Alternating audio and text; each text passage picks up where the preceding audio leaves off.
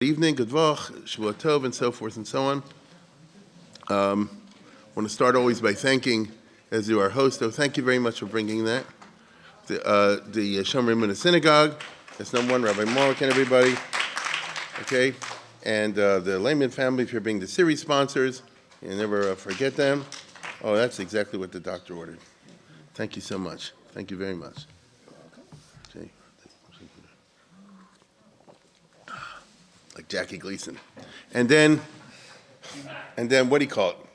And as you can see, tonight's sponsor is the same one from last week, Henry Rosenberg from New York. It's very kind of him that he agreed to sponsor two talks, right, from the old days in Near Israel. We have the Israel trip is proceeding along. We still have a few slots if people want, and the itinerary is taking interesting shapes, but I'm afraid to say what we might do because you never know at the last minute. It depends on certain people. We might have some meetings with some unusual people. And I think that should cover it. I just want to thank, as always, the tech team for putting them together. That's the ones you should really clap for, and because they put everything together. And without any further ado, we'll get down, I believe, to business. As you know, we're doing the winter series of 2022 to 2023. The name of the series is Oslo, Immigration and Assassination, the State of Israel and the Jewish People 1992 to 1996. Tonight is lecture number 6, entitled The State of Israel and the First Clinton Administration, which of course is 1993 to 1996. Ancient history, okay? So we start with the new president of the United States, Bill Clinton, who I always say is the greatest politician of my lifetime. It has nothing to do whether you like him or not like him, but he was unbelievable as a politician. In fact, he makes all these other guys now look like, Bush League or something like that. He could charm anybody. And what's interesting is, not Hillary, right? No, it's true, you know what I mean? In other words, he could do anything and she is gatenished. You understand? Because the bottom line is like this: you got it or you don't. So it happens to be, not every couple is the same. He's got it, she doesn't. I'm sure there's some families, she's got it, he doesn't, like in my family, but, well, my wife might be watching this thing, but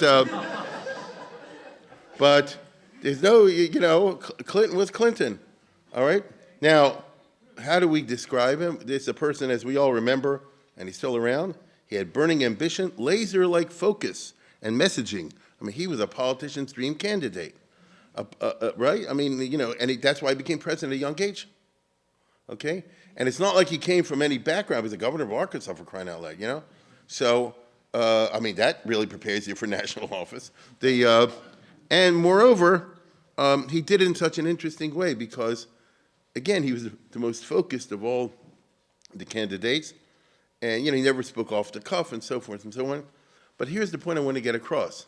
When he ran in the nominations and the elections, he ran as a centrist Democrat, okay? He said, I am in the tradition of Hubert Humphrey, of Mondale. Well, Mondale Dukakis ran as too liberal. That's why they lost. You get it? That's why they lost. Clinton was the head of something called the Democratic Study Committee or something like that, and he said, I'm in favor of the death penalty, and I'm against this, and I'm against the pardon for the criminals, and I'm hard on crime, and all this kind of stuff, which were lies, but he saw from that's true, but he saw from the focus group, this is what you got to say, because he said, the president of the United States, if a Democrat wants to win, you have to win the Reagan voters, you see, or at least enough of them, which was true. Now, it's not who he was, it's how he sold himself. And he beat the philandering charges, because I remember when he ran for president, he already was accused by this girl and that girl and so on and so forth, and the son of a gun, and he beat him. Remember, he took a interview with Barbara Walters, with his wife, in the concept business. The guy was unbelievable. You understand? You could catch him with a hand in the cookie jar, and he would explain that, somebody put it there. Okay? And he did get elected, so he got away with it. He fought a very skilled campaign, although interestingly, I remember, nobody was enthusiastic about him, okay? People voted for him. You understand? People were enthusiastic about Humphrey. People were enthusiastic about Reagan. People were enthusiastic about Trump. People were enthusiastic about Obama, if you think about it. I didn't say you are, yeah, but they had their Hasidim, okay? I can't say people were enthusiastic about George Bush Jr. Yeah, you voted for him. You understand? I can't say that Biden has Hasidim, right? You voted for him. Clinton was also, people voted for him. He didn't have Hasidim, right? He didn't have people that really, follow him through, which is interesting. But he won anyway because he had that perfect team, the war room, as we all recall, James Carville and all the rest of it. I got to tell you, James Carville, I shouldn't say this, but I'll say it anyway. He says, I saw, we'll just rub it out. He said, I saw once, years later, Carville speaking to, after Clinton left office, speaking to a bunch of Democratic activists or something like that, and he says, look how far I've come. I come from the backwoods of Louisiana. How far back in the backwoods of Louisiana come from? Well, where I grew up, the number one pickup line is, that's a nice tooth you got there, baby. But he elected a president, okay? And if you remember, he went on the Arsenio show, he was the first black president. You understand? No, George Bush cannot do that. You understand? You got to be built in a certain way to do that. You remember, he was packaged as the first black president. Bush, who was a sitting president, George Bush Sr., during the campaign was unbelievably doofus. I remember that. He couldn't do anything right. And he couldn't articulate a message. Ad kedei kach, that if you remember, in the middle of the election cycle, he had to bring in James Baker, who was the Secretary of State. He said, quit the job there and come to the White House and take over the campaign because we're going down the tubes. But it was so far gone that even Baker couldn't do it. If you remember the Baltimore component, Baker was a smart cookie. He got Governor Schaefer to endorse Bush, if anybody remembers that, okay? But it didn't do any good, you see? So as a result, you ended up with a funny election map. Look at the election map of 1992. It doesn't look like we see today. You understand? You got blue and red all over the place. You and I are used to election maps where this is all blue, this is all red. Isn't that right? But, look, Clinton won Louisiana, Georgia, but not Mississippi and Alabama. The Republicans won, the Midwest states, but not all of them. And look, I mean, it's just a very interesting map to see that he put together a politically perfect campaign, but it wasn't what you call a landslide, that the whole country was in favor of the guy or anything like that. It couldn't have been a landslide anyway because of Ross Perot. Right? So if I remember correctly, here you have the numbers. Clinton got 43% of the vote. So that's not what you call winning with a landslide or anything like this. It's not a majority, but in this country, you don't have to have 51% to win, right? In France, they have a system where you have to have 51% to win, and if it doesn't work the first time, the two top guys run the second time. We don't have that in this country. So if you have enough people who are third-party candidates, you know what I'm saying, you could actually win with 20% of the vote, theoretically. So that's the way the system works. Now, Bill Clinton, as we all remember, was very well educated. Even though he came from hillbilly background, but he eventually was a Rhodes Scholar. So that means he went to Oxford. So notice he did push himself. Okay, no question about that. However, interestingly, he was not focused, and he wasn't into foreign policy. He was elected to fix the economy. Remember the slogan, it's the economy, stupid? And by the way, the economy wasn't dread. Now, it's a lot worse today, but I'm talking about, at that time, we were all freaking out because it was 4 billion, with 4 trillion in the debt. Today it's probably 34 trillion. But at that time, 4 trillion, the country was going crazy. And I think we remember this. There was the Reagan prosperity and then the Bush recession, okay? Even here, he didn't know exactly what to do. He had to be brought up to speed, but he was a very quick learner. And so if you remember, he put together Alan Greenspan and Lloyd Benson. I think we remember these names. And what's the other guy, Robert, what was his name? Robert Rubin, exactly. All the Wall Street guys. And they did turn the economy around, right? This is too long of a story, but we remember this, okay? They had a good economy. Let's go to the next one. Look at this, right? Look at this. He started out with this much growth rate, and then, I mean, look at this, right? It's 4.5%. That's a boom by American standards. You understand? A president, they would die to have an economy with over 4% growth in a year. You understand what I'm saying? It's incredible. Now, it wasn't in his first term because they were getting their act together. He started with this. Look at this, by the way. It was negative, you see? And then it started to pick up. So he had a pretty strong economy, which is why he was elected and reelected. That's the bottom line. People made money. Well, it's not so push-it. Some people made money and some people the opposite. Because as we all remember, this is the controversy. They screwed all the workers with the NAFTA. So all the factory workers got fired because the jobs went down to South America. I think remember this. You will recall Trump in 2016 more or less ran on the idea, I'll bring the jobs back. And that's why those states that you wouldn't have think would vote Republican did. I'm talking about, Ohio, Pennsylvania, Illinois, not Illinois, Indiana, Michigan, Wisconsin, because Trump said we're going to bring the jobs back. You understand? So Clinton, was a Wall Street type guy, and therefore we have a very complex American political reality in the 1990s, okay?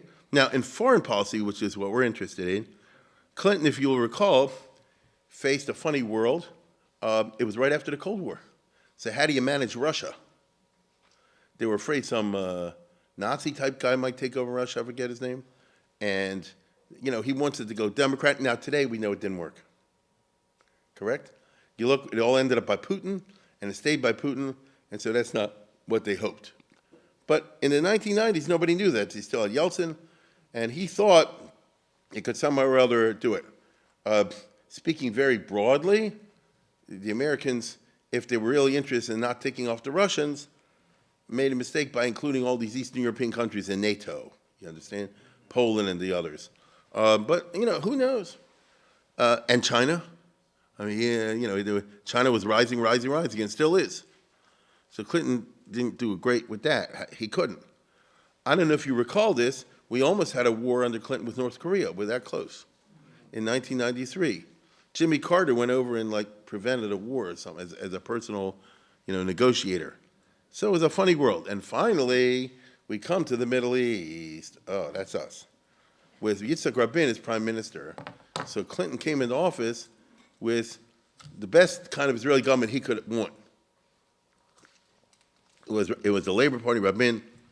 I would also remind you, the Clinton administration itself had a lot of Jews who considered themselves very pro-Israel, but were fanatically committed to the two-state solution.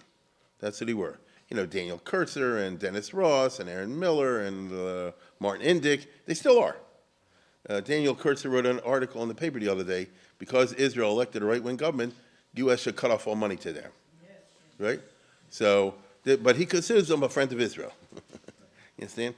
So anyhow, at the beginning of the Clinton administration, Rabin and company, very interestingly, made a big mess with the deportation of 400 prisoners from Israel into Lebanon in response to a string of Hamas killings of Israeli soldiers.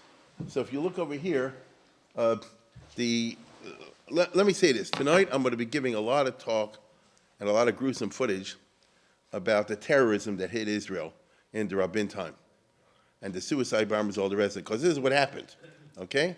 This is what happened. 1 second, and this is what happened. And I'm not talking about the Intifada at all. I'm not referring to that whatsoever. I'm talking about things that were sent by Hamas or by Islamic Jihad, by specific groups, as a terrorist business inside the heart of the state of Israel. Now, they didn't know what to do, meaning they hadn't figured out, as they did later in history. It's never perfect by definition, but they're a lot better at it now. In the time of Rabin, that's when they started to figure out how you counter this particular threat. It's all a cat and mouse game, and this person, A, starts a certain bunch of tactics, and B has to figure the counter tactics. And then A comes up with another thing, and B has to figure this out. And there's always a time gap, and unfortunately there are carbonas in there, and that's how the world runs if you're in the Middle East. I wish it wasn't like that. As Humphrey said, if only Israel was in the Midwest and not in the East, but we're in the Mideast, okay? So they racked up a whole bunch of prisoners. And at one point, they killed this guy, Toledano, who was a policeman, and they executed him is what I'm saying. And Rabin felt very bad. Plus, wherever he went, this spurred more and more right-wingers against him. In other words, those who said, your whole policy is flawed, that you're hooking up with Arafat, and you're making deals, and you're giving him more land and more power, all the rest of it, you're crazy. You're only increasing the problem. Now, he saw it differently, as I tried to explain last week. He saw it differently. But I'm talking about his opponents. And every time there was a bomb somewhere, or somebody got killed, all the rest of it, it only upped the ante, you see, against Rabin and against Paris. He said, what's wrong with you guys? You don't see what's in front of your nose. These guys are out to kill us, and they're going to blow a whole country up, and they're going to kill everything, and they'll never be satisfied with whatever kind of concession you make towards them, because, again, Tel Aviv is occupied territory, and the only thing we can do is show a hard fist.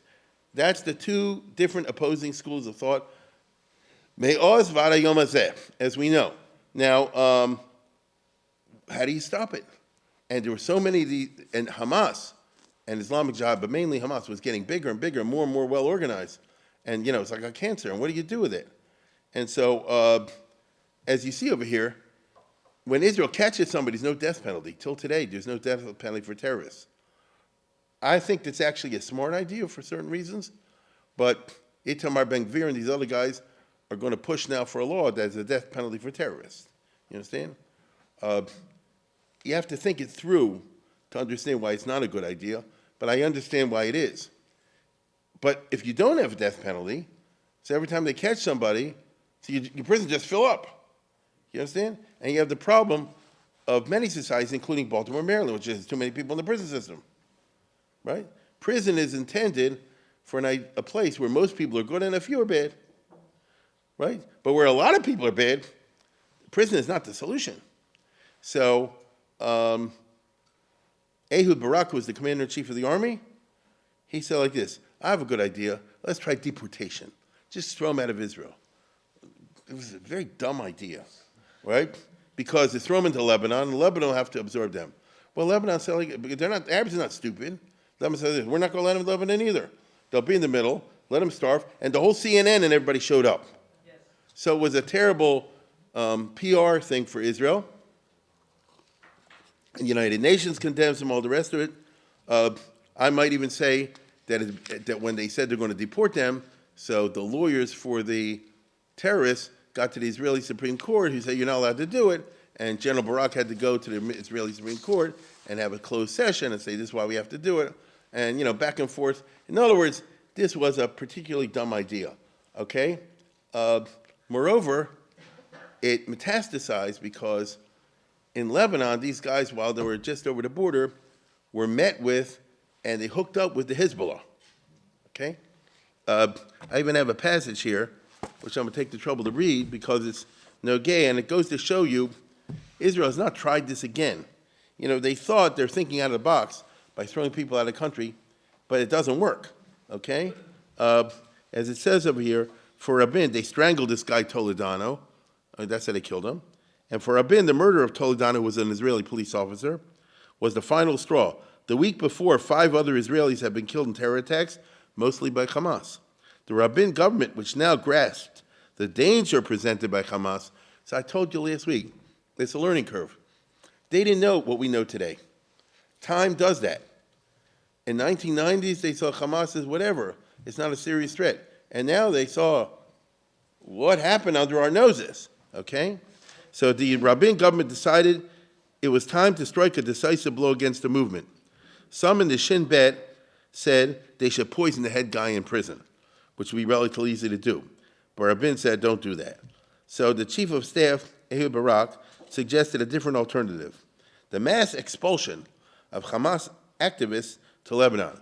So all the guys who are causing trouble, let's say, in Park Heights, in Greenspring, in Renchley, and in Pikesville, and Owings Mills, and so on and so forth, just have a list, round them all up, and throw them out of the country, because then they won't be here.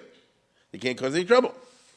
We had tried a lot of methods against Hamas, said General Yatom, head of the Central Command. It seemed for us, for some reason, that this expulsion to Lebanon would very severely damage the motivation of the terrorists who were expelled and of those who think about it in the future. This was a problematic decision ethically, legally, and pragmatically. The Israeli army and the Shin Bet hoped to execute the expulsion order covertly before the world could get wind of it, which would put them under intense time pressure, because they don't want the CNN there. Starting on December 16th of 92, they rounded up, so, what's this, 30 years ago, right? We're almost there. They rounded up 400 persons suspected of having links with Hamas, not any of them connected to the latest acts of terror. They blindfolded them, they handcuffed them, loaded them in buses, and took them to the Lebanon border. But news of the operation leaked out anyway, and in Israel, a number of NGOs, because in Israel you have all these liberal organizations, as we know, as well as the families of the deportees, went to the Supreme Court to halt it, which delayed the whole thing for hours. The Attorney General's office refused to represent the government because they felt that it was a war crime. So in other words, Rabin's own Ministry of Justice said this is illegal. The Chief of Staff, Barak, had to go to court and try to persuade the justices. You see what the whole mess it turned into? He succeeded in persuading the justice, but meanwhile an international scandal had broken out. It turned out that a quarter of the deportees had been loaded on the buses by mistake and were not the people that were supposed to be expelled. Meanwhile, Lebanon blocked the borders, and the buses were stuck in a no-man's land between the Israeli-controlled security zone to the south and territory controlled by the Lebanon army to the north. The IDF military police escort gave each guy $50 in cash, a coat, 2 blankets, and forced them off the buses, removed their blindfolds and plastic handcuffs. Then they turned the buses around and left them back in Israel. And they thought this was a solution. The deportees eventually pitched a tent camp at Marija Zahur near the Druze town of Hasbia in Lebanon. Meanwhile, the government of Lebanon blocked the attempts by the Red Cross to extend assistance. Why would Lebanon do that? Give Israel a black eye, which worked, out of a desire to intensify the deportees' distress and to embarrass the Israeli government even more. So nobody thought this through. You get it? They said, this sounds like a good idea. But when you have a government, it's easy for me to be a Monday morning quarterback, but let's do that. When you have an idea, you have to war game it. You know what I'm saying? Notice, if I do this, you'll do that. If you do this, I'll do that. Isn't that how you start quarreling in a marriage eventually? You do this, they'll do that. So, as it happened, the expulsion was a serious blow to Hamas. Its 2 top leaders were in jail, and the rest of the leaders were now in a remote tent on a freezing hill, without electricity, wet and miserable. But the situation changed dramatically a week later when a group of Lebanese came to visit. Who came to visit them? They introduced themselves as Wafik Safa of Hezbollah. Greeted them in the name of Nasrallah, and asked if they needed any help. The visit came after a series of meetings held between Nasrallah and these other guys, Mugnia, who was the head bomber, and he saw the expulsion and sufferings as a godsend. And make a long story short, I don't want to continue reading, they showed these guys how to use rockets, guns, and make bombs and things like this. And then the new Clinton administration said to Israel, you got to let him back. It's not legal to do what you did. And Israel let him back. So it's worse than in the first place, because they got out. It's like they got a free terrorist training. And now you let them back into your towns, and each guy's going to be a cancer and a half. You see? So what I'm trying to show you is that the Rabin administration on this particular issue was maladroit. Okay? It's funny because Rabin had been elected as a former general, and it's true. And I would go so far as to say that had Israel had a war in 92 or 93, he would be the guy to run the show. That is true. But as I keep saying over and over again, you're dealing with asymmetrical situations, and that's a different type of war. And Israel has had to learn the very, very hard way. It took a long time. Sitting in hindsight, it's easy for us to talk, but that's what a historian does. You beat up on dead people with hindsight. You see that you needed an asymmetrical response. Okay? And here's a classic example of a person trained in symmetrical warfare not using the proper asymmetrical response. As far as the Shin Bet, they were used to the old type of El Fatah type business, that they had perfected in the 70s, shall we say in the 80s. They knew how to do that. They didn't know how to handle this. You learn eventually, but meanwhile, there are a lot of carbonas, okay? Meanwhile, there are a lot of carbonas. Now, Clinton, who was the president, now the new president, was a Democrat with a lot of Jewish friends and donors. I mean, the Jews put him into office in terms of the campaign contributions. He was a Democratic liberal, and in those days, a Democratic liberal meant you're pro-Israel, unlike today. Now, he was not anti-Palestinian. He was not anti-Arab. He was a complicated person. If you recall, Clinton wasn't looking for any kind of trouble. He'd been a draft dodger. He was war-averse. He was risk-averse. And that was the country's mood. This country was not looking to get into any kind of wars, okay? He screwed up right away as soon as he was president with Black Hawk Down, as we remember.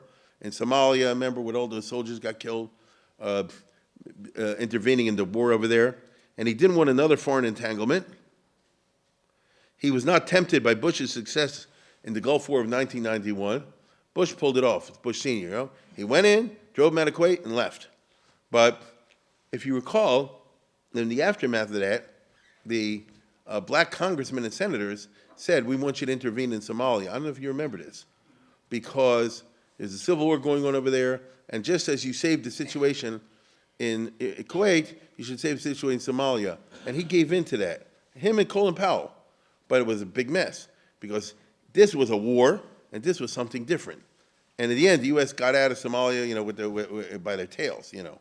So the country was in that mood. By the way, that's the reason why, as we recall, sorry to say, that Clinton didn't do anything when they had the Holocaust in Rwanda and Burundi in his first administration, but they killed millions of people. Okay, so Somalia they didn't intervene, but here they did it. So it is what it is. Now, as a Democratic liberal, Clinton was committed to the two-state solution, but he was also committed to helping Israel fully as long as Israel proceeded in the two-state solution, and Rabin did want to do that. So as far as having the same kavanah in 1993 to 1995, they were like that. They were in the same path. So the U.S. and Israel, let's put it this way, the Israelis could say, listen, we need help on this or that. And, you know, they did try to cooperate, although it's all about giving more land to Arafat. I mean, let's be clear about that, right? Now, the main person involved was Dennis Ross, who was a Jewish diplomat in the State Department, and Clinton put him in charge of the Israel-Palestinian track. And he flew all over the Middle East, it's like a little Kissinger type, to try to work out deals between all the rough edges between, number one, Israel and Arafat, and number two, Israel and Syria, okay? To a lesser degree between Israel and Jordan. As we saw last week, the Jordanians kind of worked that on their own, right? But that's because King Hussein wanted a peace treaty. In the case of Assad, and you can read it page after page in Dennis Ross's memoirs, they had meeting after meeting, but the general idea was to get Israel out of all the occupied territories, to get Israel out of the West Bank, to get Israel totally out of the Gaza Strip, and get Israel totally out of the Golan Heights in exchange for full peace. So it's the old idea. This is what terrified the right in Israel. Because they said, how do you know that you're right? Remember, the Israelis said, England cannot be made again. Ein lanu adin acheret. What if you're wrong? We could lose the whole Israel. You understand? And to be perfectly honest, had, in my opinion, which is all I can ever share, if they had done it at that time, and you had the West Bank, and you had the Gaza Strip, and all the rest of it, the next fight would have been for the Galil. Because it's a majority Arab population in the Galil. And then when they finish that, the next fight would be for the Negev. And the same people, they're causing terrorism, all the rest of it. It's a free to Galilee. You get what I'm saying? And whose side would the American media be on, so to speak? You understand? So this is what people were scared of. Now, as it happened, the Syrian deal did not take place. If Rabin had had his way, then Syria would have gotten back everything they had up to, but not quite, the Kinneret. Now, what's his name? The Syrian guy, Assad, he said, I need the Kinneret too. He played very much hardball. And because of that, so the deal never went through, and Israel, so far, till today, holds on to whatever it has in the Golan Heights. As for Arafat, so in other words, let's put it this way: the Clinton administration tried to make that deal happen, but they couldn't quite go there. If you ask me, based on what I've seen, had Rabin lived longer, what would happen? I think in the end they would have made a deal like that. They would have given some kind of access to the Kinneret with guarantees that Israel should get water, something along those lines. This is really where it was heading, okay? This is where it was heading. As for Arafat, which wouldn't have been worth much because Assad would have a civil war afterwards, and all that. Now, as for Arafat, Rabin did give Clinton the White House ceremony, which was priceless for PR, and he had a nice White House ceremony, as we saw, for the Jordan Treaty. I mean, Nixon would have killed for that, right? But it's funny. I think you'll agree with me. Most of us here lived through that. It didn't have the same pizzazz as with the Sadat and Begin thing, right? It's interesting. They had, everybody walked out, and Arafat and so forth, and they shook hands, and they signed all this stuff. It wasn't the same thing. I remember when Begin and Sadat signed the thing in time of Jimmy Carter. That was like a, whoa, you see? And by the way, it didn't redound much to Clinton's benefit politically, even though he could say, I'm a Middle East peacemaker, because it wasn't the result, as had been the case with Jimmy Carter, whether you like him or not, of a personal, intense engagement at the Camp David. I mean, Jimmy Carter earned the credit for helping to broker the Egypt-Israel peace treaty. He did put in a lot of sweat time, as we say today. Clinton didn't do that. And so nobody ever offered him a peace prize or something like that, which must have bothered him. You get it? Must have bothered him. Now, Clinton was a brilliant politician. And in general, he had observed that Carter and Bush had been hurt by their public criticisms of Israel. In other words, when the re-election came up, the Jews were very scared of Carter and Bush and did not vote for him a second time. Even though what I'm saying is not really true, because any Democrat, it could be the devil himself, would get a majority of the Jewish vote. That's how it goes. If what's her name? AOC, one of these people run, she will definitely get 50, 60% without question of a Democratic vote. But nevertheless, the question is the size of the Republican vote. That's what we're dealing with. And those margins matter in the presidential elections, you see? And so Clinton, therefore, made sure that any criticism he had of Israel was behind closed doors. And I remember, and perhaps you do, that as long as it was Rabin in Paris, you never heard anything about friction between the U.S. on the one hand, Israel on the other. If they had any questions, take it inside, okay? Which is a very smart way to operate. I would say, by the way, that Biden tries this now, as far as I can tell. He doesn't say anything out loud, as far as I know. Now, this would change later when Netanyahu became the prime minister in '96, but for now, the first administration, the Americans were quite aware that Rabin in Paris is the best government they're ever going to get. I remind you, the United States exists not in a vacuum. They have to do business in the Arab world. Interestingly, already in those days, some of the regimes, not the people, but the regimes, were prepared to end the conflict, at least temporarily. So Jordan made a peace, and the truth is Saudi Arabia behind the scenes, and some of these other countries were willing to do so. I'll say it again, this will surprise people. There was heavy negotiation secretly and messages back and forth between Yitzhak Rabin on the one hand and Saddam Hussein on the other. Okay? And Saddam Hussein on the other. I wouldn't trust these guys. And as I think many have discovered, if you follow the news, and I know everybody here does, otherwise you wouldn't be here, look at all these Israeli reporters that went for that World Cup business in the Gulf, and they're shocked that they're hated so much. You understand? And I'm sitting here in Baltimore, and I'm like, how come I know that? You don't know that. You're Israeli journalists, and you're discovering this? There's something wrong, when a Shushan boy knows more about what could happen to the stock market than the stockbrokers, okay? So having said that, there was more of a give among some Arab regimes during this time. Now, then, in the middle of all this, Clinton found himself, surprisingly, perhaps, crushed in the midterm elections. Okay, if we recall, in the 1994 elections, that's when the Republicans took over. They made their Tchias HaMesim under Clinton, which is interesting. Okay, they took over the House and the Senate. I don't know if you remember, because it's now been 30 years when it's a two-party system.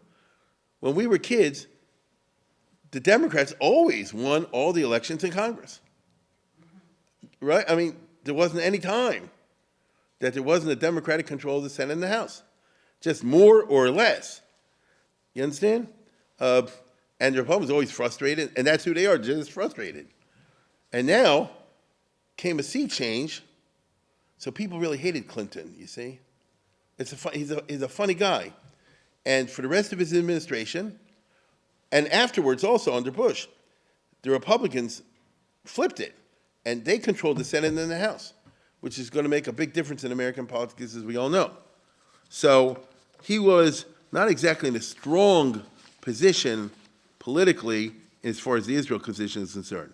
On the other hand, with Clinton is always on the other hand, I think Bill Clinton was incredibly well connected to all parts of the American Jewish community. Okay? I mean, and he constantly assured them he was pro-Israel, and I think he was.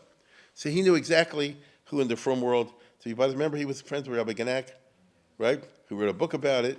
And I tell you the truth, the guy was amazing. I'm sure he knew who was the vice president of Aguda in Baltimore. It's remarkable. And you think I'm kidding? You go online, you see people say like this. My mother met Clinton once in 1972, and he saw her 20 years later when he's running for election. He says, "Hi, Mrs. Cohn. You still live on Norfolk Avenue?" The guy was incredible. So he knew the Jewish community inside out. I would say probably better than any president. That's what I think. Because usually presidents fobbed it off to the staff. You understand? I think Clinton knew, really, who's in Williamsburg and what kind of Reform Jews are here, what kind of Orthodox Jews are there. The problem he faced. Better than Roosevelt? What? Yeah, better than Roosevelt. Yeah. Now, Now the problem he faced was the facts on the ground. He had to move after Oslo to what they call the next agreement, the interim agreement, or what is referred to as Phase 2 or Oslo 2. I'm not sure everybody remembers this, but where do you go after giving Arafat Gaza City and Jericho City? Where do you go after that? Now, Arafat now upped the demands, naturally, and Rabin pushed back. And if you want all the boring details, you would get Dennis Ross, and he's always flying back and forth. And, Arafat meets with Secretary of State Warren Christopher. He said, the Jews are conducting massacres as we speak right now. They're killing babies. And Warren Christopher said, what are you talking about? And, back and forth. And so, in other words, Arafat upped the demands, Rabin pushed back, Dennis Ross shuttled. And in the middle of all this stuff about what's going to happen in Phase 2, that's where Baruch Goldstein went in and shot everybody on Purim in 1994. Went in the middle of the mosque by Shacharis over there by them, and he just stood behind and shot a bunch of people before they killed him.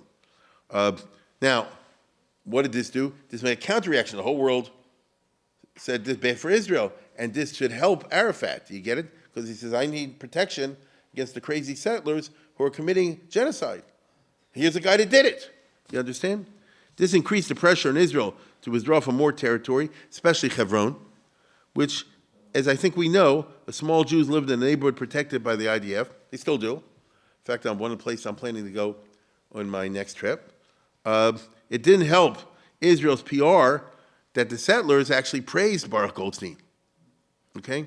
I didn't bring with me, but I had a student who was in Israel that year afterwards, and he brought me back a present, a book, I don't have it in front of me, called Baruch HaGever.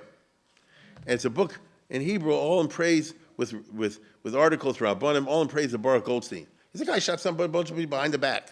You understand? So all you need to be is CNN or CBS and go interview the settlers in Kiryat Arba and say, look what a bunch of nuts we're dealing with over here. You understand? The Jews are a threat to the Arabs. You follow? That becomes the narrative. The Jews are the threat to the Arabs, which is the narrative until today. Not the Arabs are the threat to the Jews, are to the Arabs. So as we'll see in a few minutes, this obviously infuriated the Muslims. I don't blame them. Obviously infuriated the Palestinians. I don't blame them. And this led to intensification of the suicide bomber attacks, the terrorism, as you call it, inside Israel. Because basically they say like this: if you can kill our civilians, then we have a mitzvah to kill your civilians, which you can hear, right? I mean, what's the argument against that? Now, despite Baruch Goldstein, negotiations characterized by nitpicking continued a year and a half with the next round, which they call Oslo II, or the Taba Agreement, if you remember, took place with help from with help from Mubarak, president of Egypt. You always got to watch out. Egypt's always out to stick Israel when you're not looking.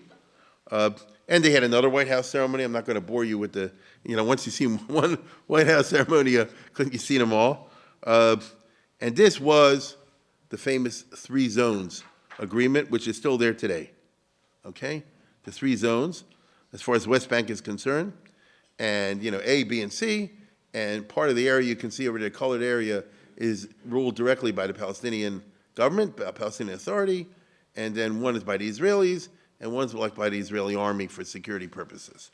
So in other words, it's not contiguous. These bunch of blots, which look like a disease, are actually not. These are Arab territories which the Arabs rule themselves. But the Israeli army rules all the other stuff. So they're like an island, or a series of islands, an archipelago within Israel. But Israel said like this: what are we supposed to do? If we make more, they'll use it immediately to attack us. So you have this classic system with which you and I are always familiar, okay? But I want to remind you, this took place in 95. This was not supposed to be the final stage. This was step 2, and that would lead to the final stage, or nearly the final stage, in which they're going to give away more of this. You understand? The plan was the Rabin and Arafat and Clinton and all these other guys should move in this direction to ultimately a contiguous Palestinian state. The question was, what do you do with this Israeli settlement, and what do you do with this piece over here? They're arguing a little piece, but the basic idea was give it all back. Okay. Now, all during these negotiations, however, I repeat, these negotiations, Baruch Goldstein was February of 94. So these other agreements was later in 95. So that means all during these negotiations, which were controversial enough for Rabin, as we saw last week, all those demonstrations against them, you had this big wave of suicide bombers, which to be fair, is a immediate response to Baruch Goldstein, but just went on and on and on. Okay? Now, these are suicide bombers. Obviously, that means they blow themselves up with the idea with maximum casualties. Correct? Look how many. Right? Look how many. Right? It's one after another, and you can see the numbers and all the rest of it. Now, obviously, the perpetrators die in the blast, not the people who send them. Okay? But they all know this. Right? It's not something like you're hiding. Israel did not know what to do exactly. Hold on. They didn't know what to do exactly because they weren't used to this. The old system was that you arrest all these guys and you put them in jail and all this kind of business. But they saw there's no point in arresting people at the lower level. You have to go to the top people. And Rabin himself kind of lost it when they had this big bombing. You'll see in a second.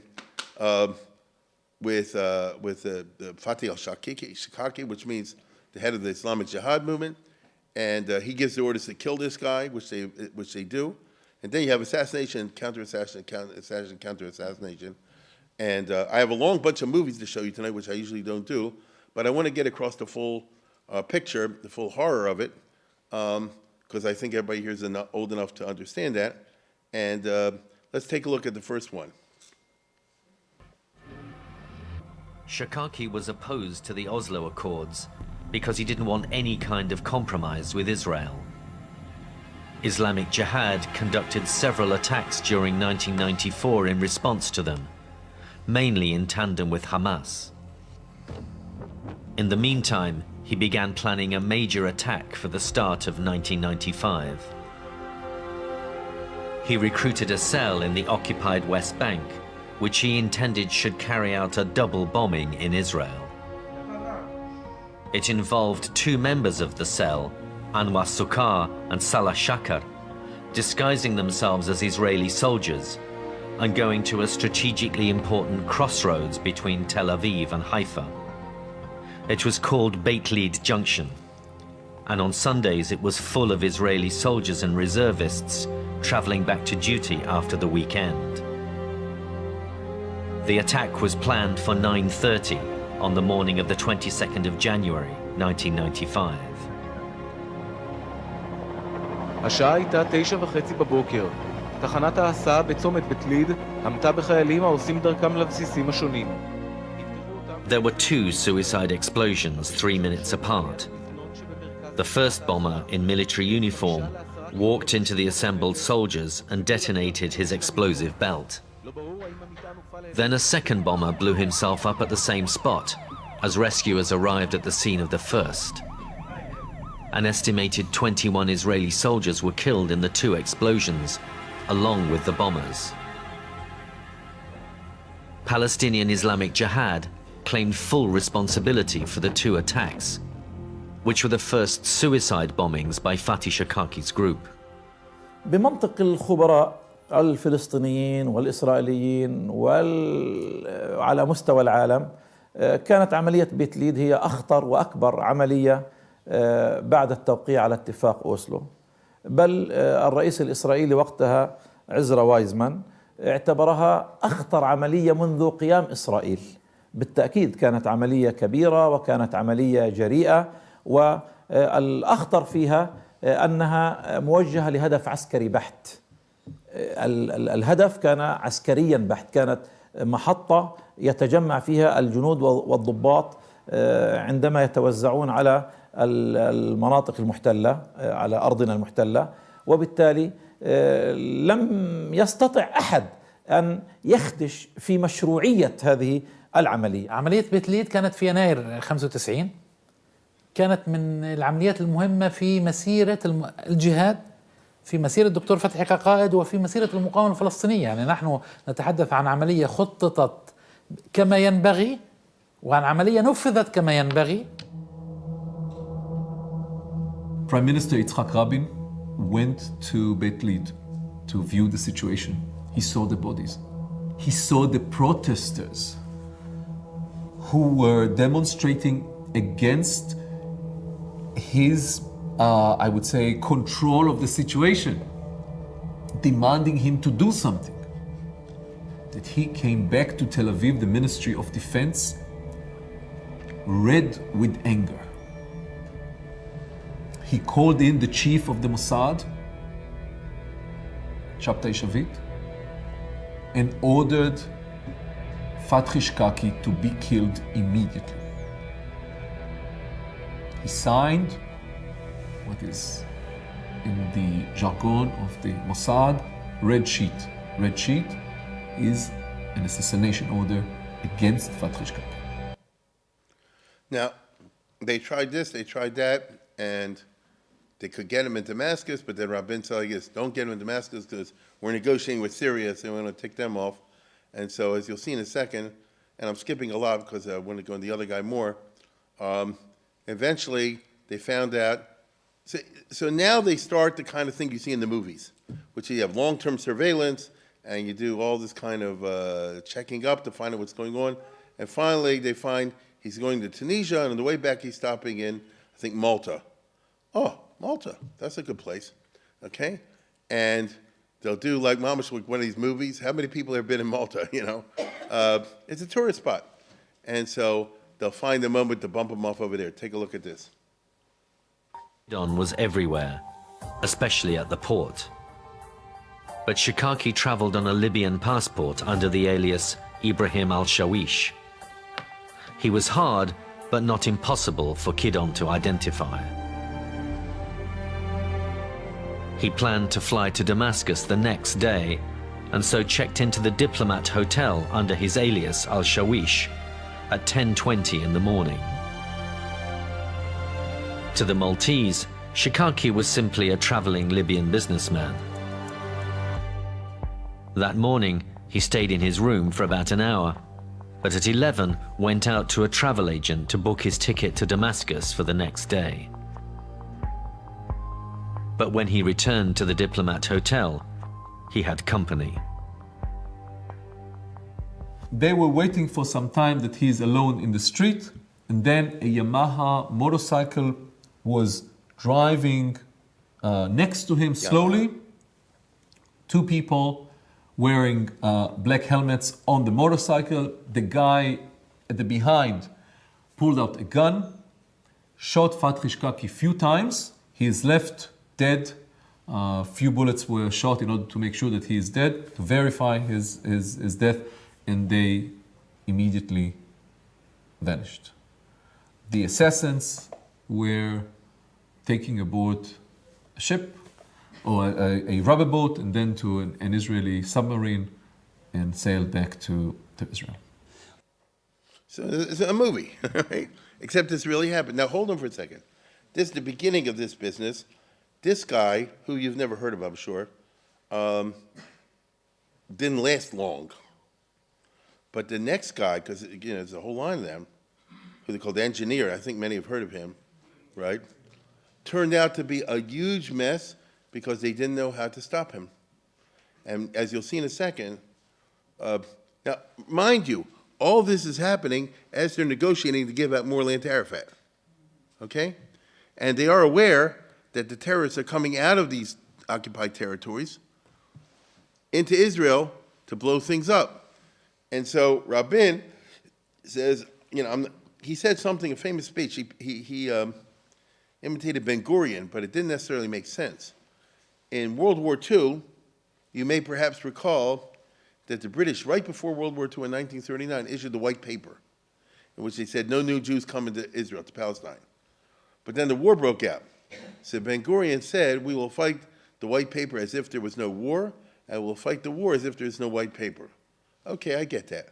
So Rabin said, we'll fight terrorism as if there's no peace process, we'll fight the peace process and no terrorism, something like that. Which didn't make any sense because the problem, how are you going to stop these suicide bombings, which affect you and I, because one's going to be Machne Yehuda, one's going to be at the local, at the local bus stop, one's going to be, where your children are getting out of school, and things like this. And they had no way around it, and this guy was particularly good. Now, I found a extended documentary, I suppose. It's not a documentary, it's a show, and it's not pro-Israel at all. On the other hand, it's pretty accurate.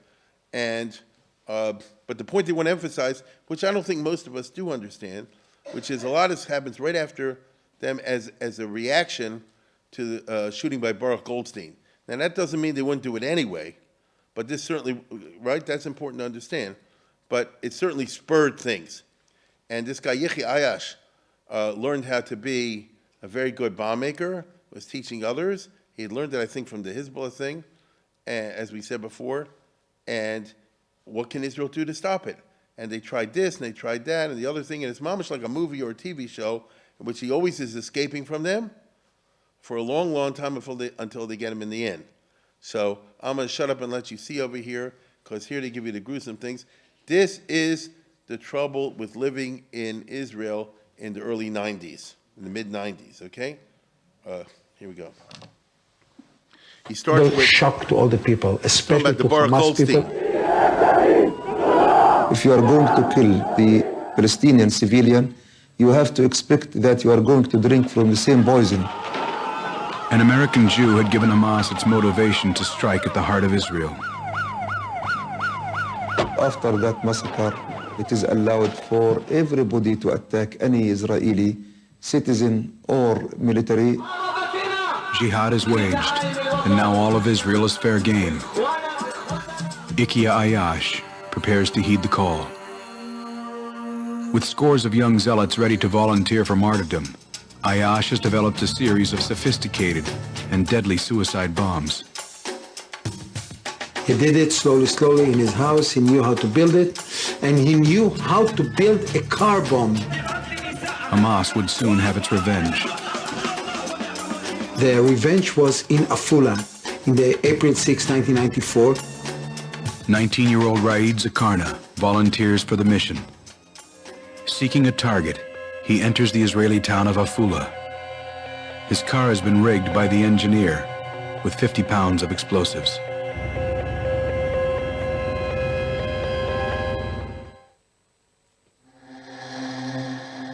April 6, 1994. 19-year-old Palestinian Raed Zakarna is about to make his bid for martyrdom in the fight against Israel. He drives his explosive-rigged car into the Israeli town of Afula.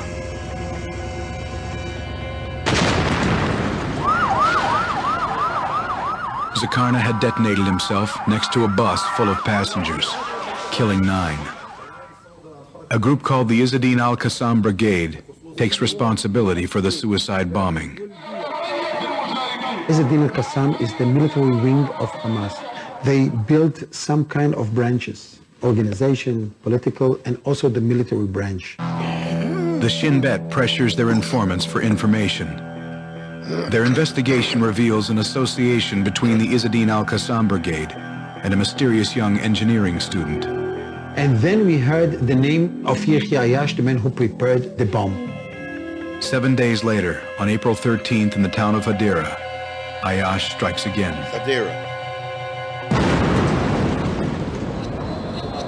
A suicide bomber with a bag of explosives detonates himself inside a city bus. Israel found itself under severe suicide attack in a period of time of 1 week. At that time, it was a very unique phenomenon. Again, the name of the young engineering student surfaces inside Israeli intelligence. Yehia Ayash was the man who prepared the bomb. The suicide bombings are the first of their kind in Israel. Ayash has rewritten the rules. Yehia Ayash was the mastermind of the new phenomenon of suicide attacks. Ayash's strategy for terror is aimed directly at Israeli civilians. The idea that there is a guy that he's decisive and he is ready to do anything, including killing himself, just in order to hurt you, this notion is frightening. Any society recoils with a lot more fear and horror when the victims of violence are civilians, men, women, children, people going about their daily lives. As anxiety and fear spreads throughout Israel, the Shin Bet puts all their efforts into preventing the next attack. Gideon Ezra, deputy director of Israel's Shin Bet, is a lead investigator in the hunt for Ayash. We worked on it a lot of time, with a lot of people coordinating with the army, with the police. He was wanted number 1. With information tying Hamas and its bomb maker Ayash to the suicide attacks, the Shin Bet compiles names of anyone with links to Hamas. The Shin Bet part is, number 1, to collect information. And this information you collect by all means that you can. As lead interrogator for the Shin Bet, Michael Kobe is feared by Palestinian militants. We arrested about 500 members of the Hamas organization. We interrogated 250 approximately. The interrogations reveal Yehia Ayash is not just a bomb maker for Hamas, but a major player in the organization. Beginning of 1992, they upgrade him and put him as one of the commanders of the Izzadin al-Qassam, the military branch of Hamas. We saw from act of terror to act of terror that he was more and more expert. For Yitzhak Rabin, it was hard to pronounce Arab names, so he said, let's call him the engineer. The man now known simply as the engineer is the most feared man in Israel. This is the man that we have to put all our efforts in order to know who is this man, why he is doing, and what's his background. The Israeli Border Patrol is put on high alert in neighborhoods Ayash is known to frequent. A Hamas cell in Nablus is soon uncovered.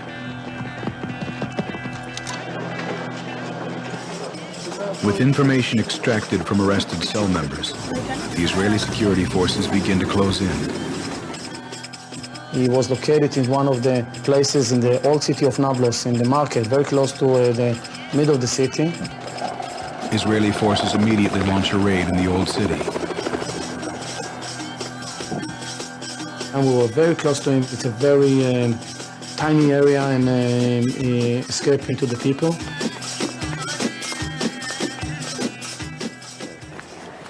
As Ayash goes deep underground, Prime Minister Rabin puts added pressure on the Shin Bet to find him.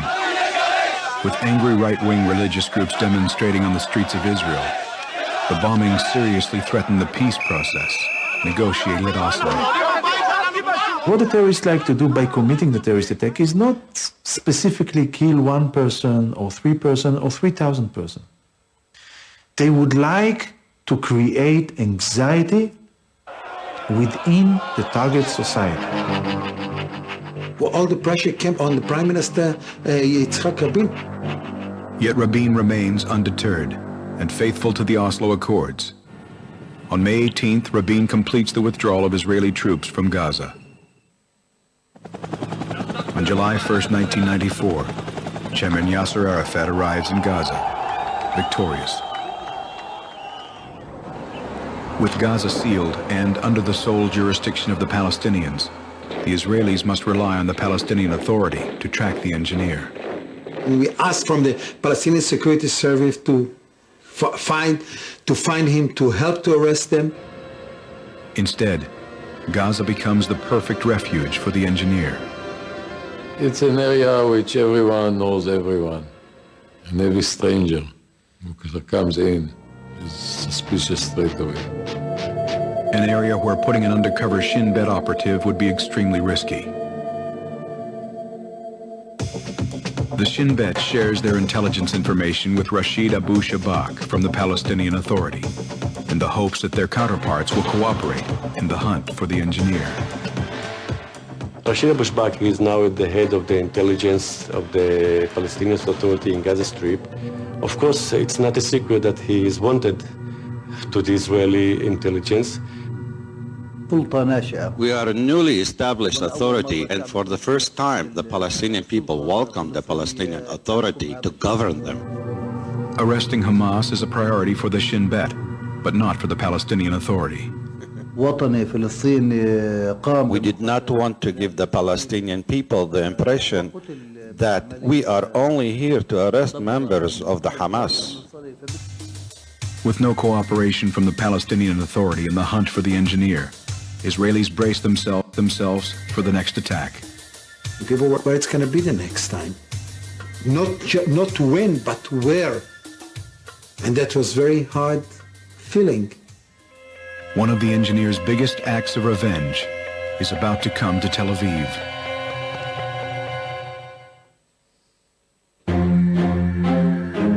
October 19th, 1994.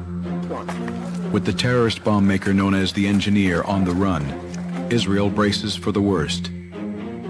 Ikia Ayash plans a strike on a symbol of Israeli tranquility. Dizengoff is the 5th Avenue of Tel Aviv. And the center of the heart of the Tel Aviv people. A young Palestinian named Rahim al-Sawi volunteers for the engineer's mission. First of all, he prepared the bomb slowly. And when he had a big bomb, he put it in a big bag, like a regular bag of the Israeli people. Then he take the men who volunteered to commit suicide. He took pictures of him. Then he took video camera and he asked him to talk to his father, to his mother, to his nation, to his people, to the Jewish people, to tell them why he is going to commit suicide in Tel Aviv. And then in the next morning, Yehia Ayash himself take him to the bus to Tel Aviv.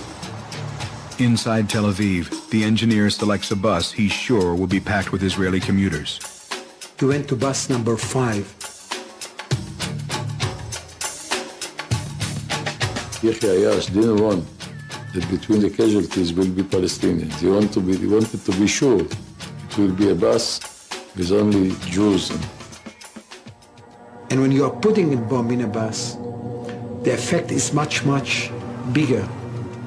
תשים לב, אוטובוס A bus like this, it's like a sealed can.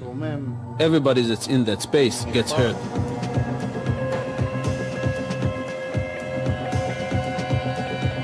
As bus number 5 passes a busy intersection on Dizengoff Street, Al-Sawi stands up in the center of the bus. And with one click of the switch,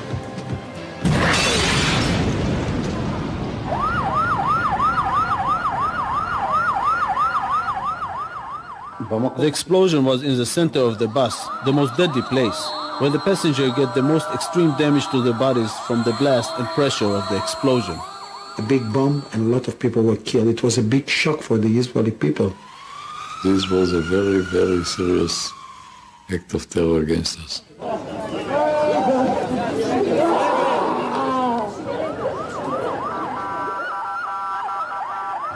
The terrorist, almost all his body explodes, but because of the pressure of the bomb, usually his head is cut off and stays intact, and that's how we can identify the suicide bomber. once again the suicide bomber is linked to the engineer. Suddenly in every place in Israel, they put guards, they put security people in the stores, even in the buses. It was not easy to live like this. It's mean that you are living without your freedom. Successful in his bid to terrorize Israeli society, the engineer becomes a Palestinian hero. Every small children, every man, old man in every village knew the name of the engineer. The Palestinian society needed hero in order to overcome the problems, in order to fight against the Israeli people. In an act almost unfathomable in other cultures, young Palestinians begin volunteering to decimate themselves with the engineer's suicide bombs. We talk about suicide attack, but they don't see themselves as committing suicide. First of all, this is honorable things and blessed by every Arabic and every Muslim. Dr. Mahmoud Zahar, I think he was one of the first people that came with the concept of the suicide bombing in Israel.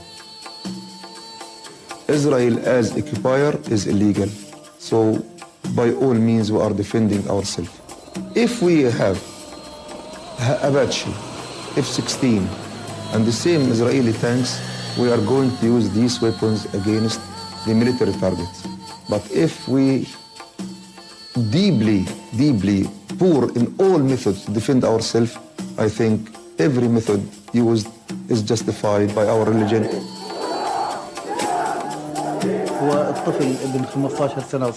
The reason the 15 or 16-year-old child makes himself a martyr is the daily scenes of Israeli acts against the Palestinian people.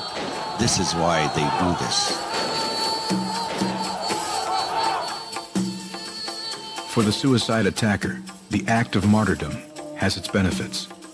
The family of the suicide attacker gets a huge sum of money, at least in their perspective, a huge sum of money. Today it's about $25,000 for each suicide attacker. The suicide attacker believed that by committing the suicide attack, he reached paradise directly, one-way ticket. He gets to see the face of Allah, God.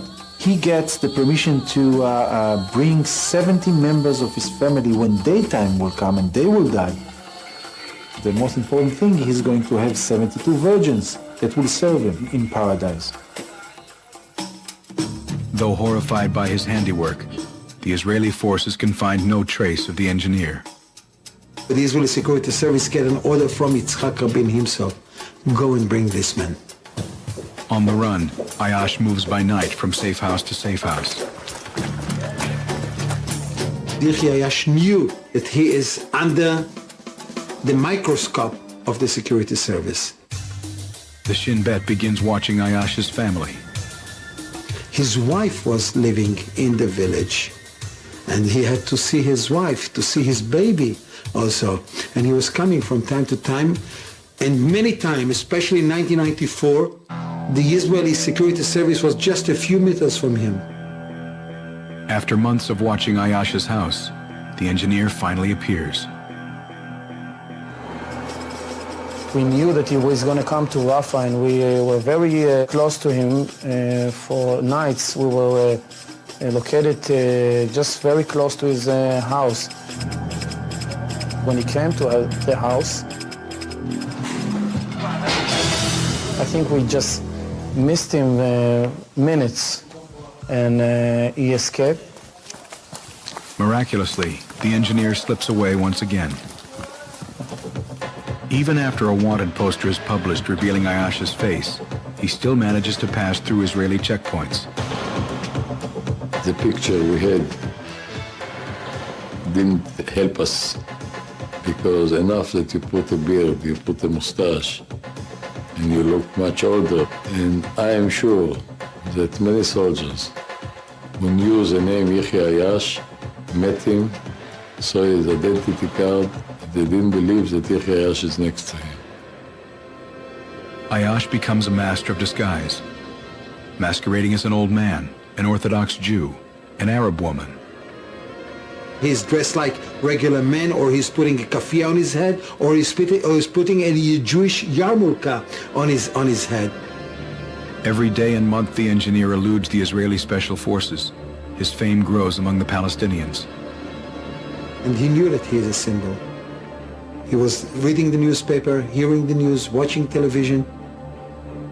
Another extremist group, the Palestinian Islamic Jihad, aligns with the engineer. January 22nd, 1995. A man wearing an Israeli army uniform approaches a crowd of soldiers at the Bet Lead junction.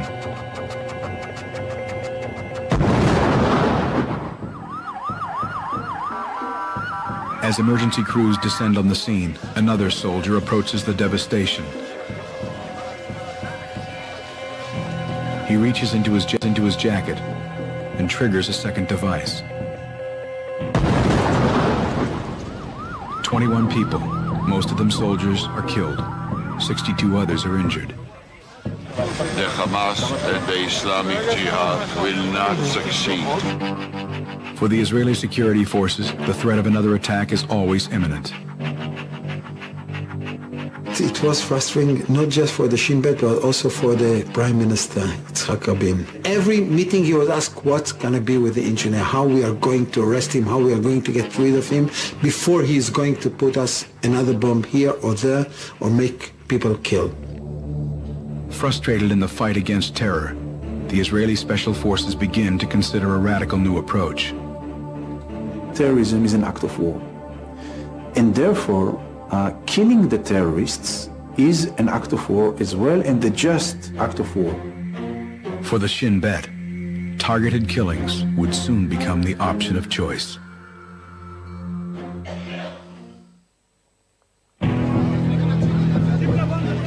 Israel, 1995. Paralyzed by a string of devastating suicide bombings masterminded by the engineer, the Israeli Shin Bet decides it's time to resort to more extreme measures. Most of the bombers get the inspiration from the leaders, get the fatwa from the leaders.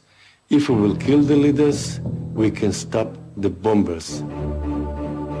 August 20th, 1995, the Shin Bet captures one of the engineer's most trusted accomplices, 29-year-old Abdel Nasser Issa. Issa was caught in the middle of the street in Nablus by the Israeli Security Service, a very secret operation. Shin Bet interrogators beg their commander to allow them to use torture to persuade Issa to reveal what he knows about the engineer. In 90% of the investigation, the Israeli investigators don't use any part of power.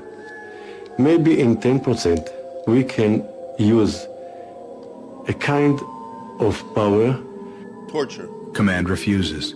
Israel pays dearly for the decision. They didn't get the permission. 2 days after, the number 26 bus was bombed in Jerusalem, and young people were killed. The carnage convinces the Shin Bet commander to relent. After the bomb was exploded and people were killed, he gave the order, go and put in physical pressure on him. Under torture, Issa reveals that he had delivered the bomb to an Al-Qassam operative just hours before his arrest, with orders to pick a bus at random. Issa also reveals that Ayash had taught him and others how to make bombs. October 25, 1995. Tension is high as Israeli forces withdraw from Jenin, the first large Arab population center in the West Bank. It was terrible here. Yitzhak Rabin, people said he's a traitor. He's making some kind of cooperation with the Palestinian people, with Yasser Arafat. In spite of the opposition, Rabin holds a huge peace rally 10 days later in Tel Aviv's King of Israel Square. As Rabin departs from the rally, an assailant approaches from behind.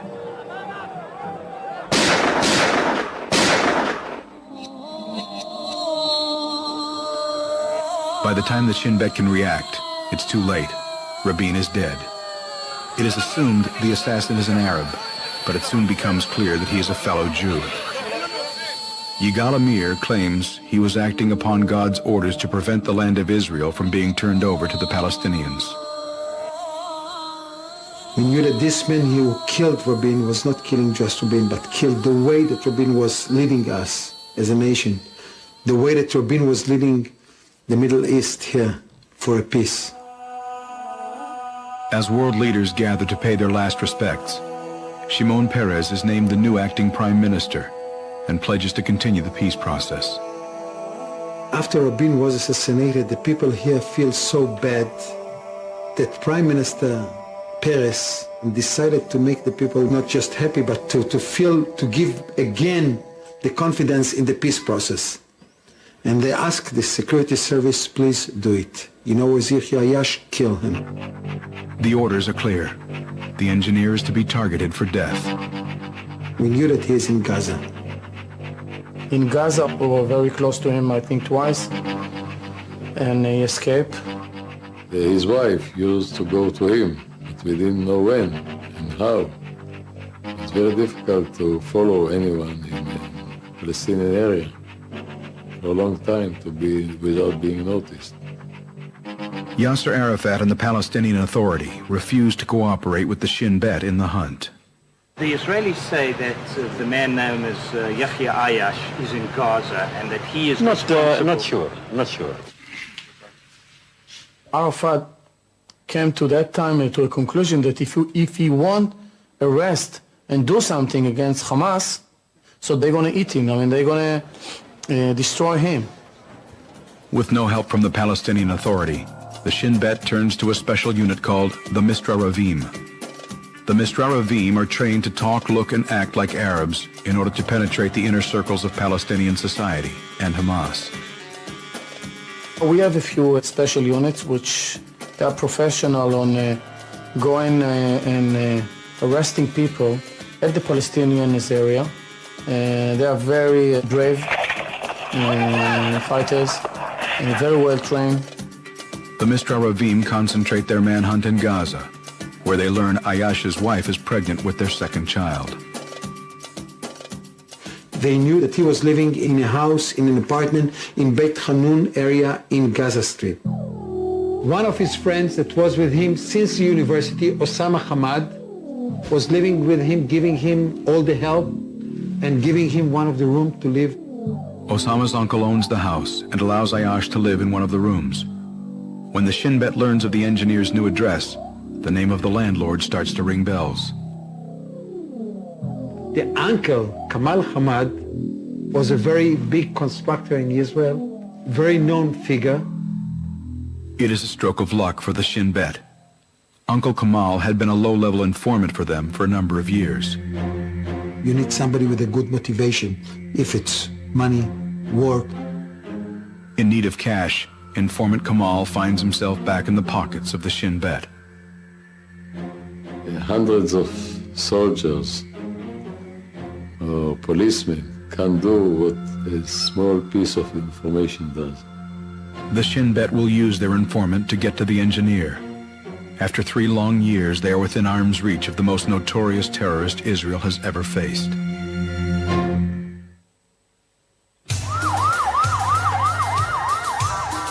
After After 3 years of near misses, an informant has placed Israel's most wanted terrorist, the engineer, within targeting range of the feared Shin Bet.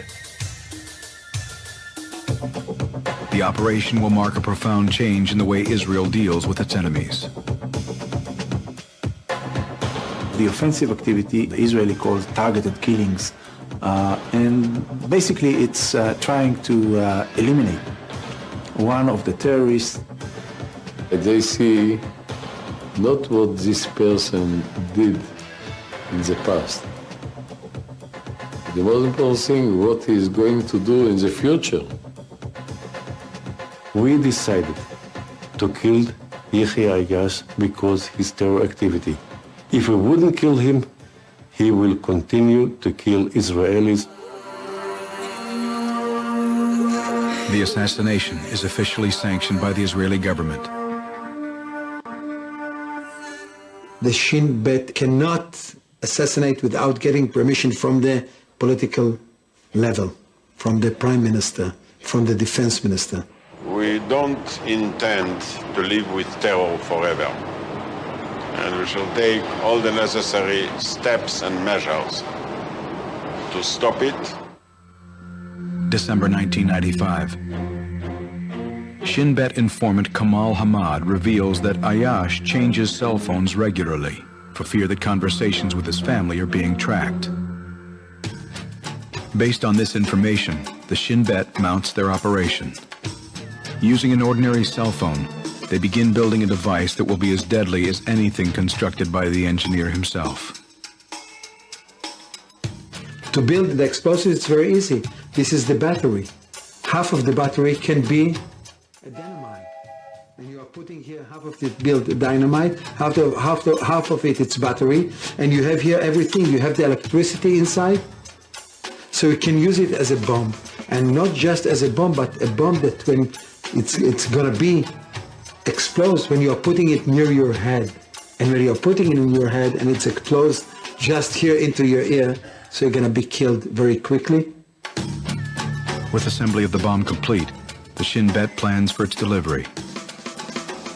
They need somebody to give the telephone to Yahya Ayyash on one hand, and to help to disconnect the regular telephone in the house where he was. The Shin Bet will use their informant to deliver the bomb. Without knowing what he's doing, he was asked by the Israeli security service, please take the telephone, give it to Yahya Ayyash. Believing that the phone will only be used to monitor Ayyash's conversations, Kamal agrees to deliver the phone to the engineer. From their base outside Gaza, the Shin Bet waits for their target to receive a call. January 5th, 1996. Ayyash awakes to a ringing phone.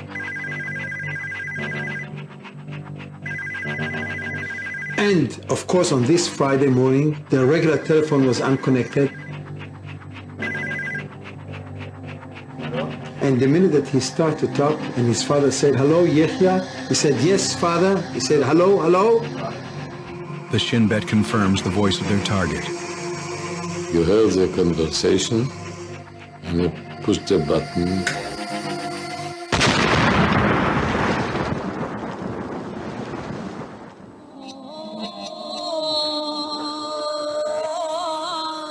As designed, the bomb's sophisticated mechanism had exploded through Ayyash's ear and into his brain.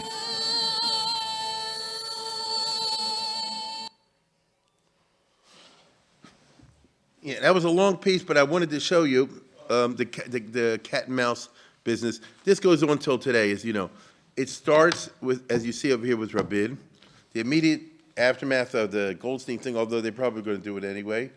The big problem is, what do you do if you live in Afula or Hadera or Yerushalayim or Ramot or anything along these lines? This series has it wrong when it says they decided with him to start a target assassination. That's much older than this thing, but you know they never get it 100% right. But generally speaking, the story you see is the story. It happened after Rabin was never able to get the guy. Now the reason is because, and I wanted you to see this, it's very hard. You get what I'm saying? It's not easy. These guys, it's like finding a needle in a haystack. Since then, Israel's tried its best to improve, and they do. You don't need to watch any movies or TV shows or anything like this. What we just saw was the real life. They make all the movies based on these sorts of things, but ach and vey, if this is what we're stuck with. This is something the Clinton administration could not help Israel with.